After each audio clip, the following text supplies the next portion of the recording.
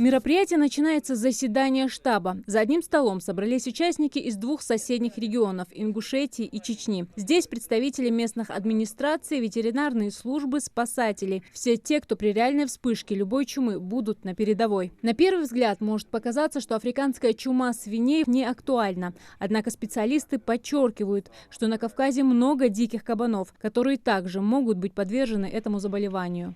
Необходимо отметить, что африканская чума свиней является высококонтагиозное, остроинфекционное вирусное заболевание. Оно является безвредным для человека, но его опасность заключается в том, что он наносит колоссальный экономический ущерб экономике нашего государства. Необходимо отметить, что за последние 10 лет у нас зарегистрировано более 500 очагов на территории Российской Федерации. Более 30 миллиардов в денежном эквиваленте является ущерб, наносимый этим заболеванием. От теории к практике. По легенде учений, в лесном массиве Берд-Юрда егерем обнаружен труп дикого кабана с подозрением на африканскую чуму свиней. Он передает эту информацию в ветслужбу. На место происшествия незамедлительно прибывает спецгруппа для дезинфекции и специалисты ветеринарной лаборатории. Здесь никакой самодеятельности. Каждое действие проводится в соответствии с точным планом. Группа должна вскрыть кабана и взять материалы на дальнейшую проверку. С мощным, без раствором.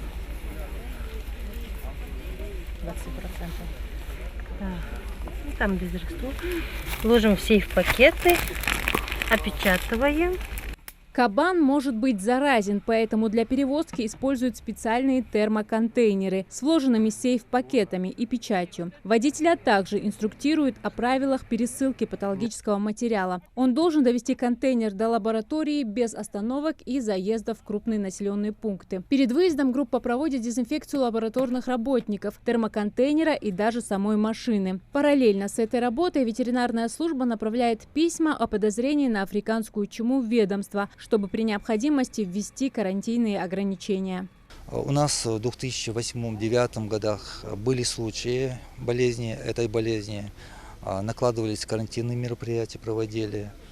Эта болезнь актуальна по Российской Федерации, в том числе и в Северокавказском регионе. Буквально в июне были наложены ограничения карантинных мероприятий в нашей соседней республике Северная Осетия, Алания.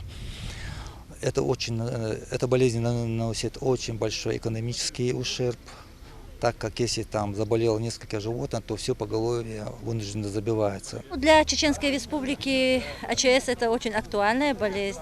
Наша территория эндемична по этой болезни. На территории Новой России впервые в 2007 году на территории Чеченской Республики среди диких кабанов был выявлен вирус африканской чумы свиней.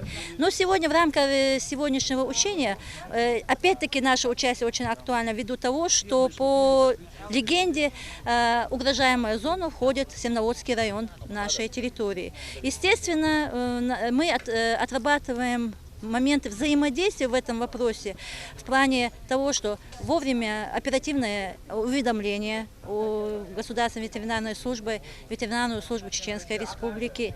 И нами, естественно, принимаются оперативные мероприятия. Подобные практические мероприятия помогают специалистам отработать все необходимые навыки до автоматизма и в случае реальной угрозы не запустить ситуацию. Зарема Ивлеева, Адам Далаков, Новости 24.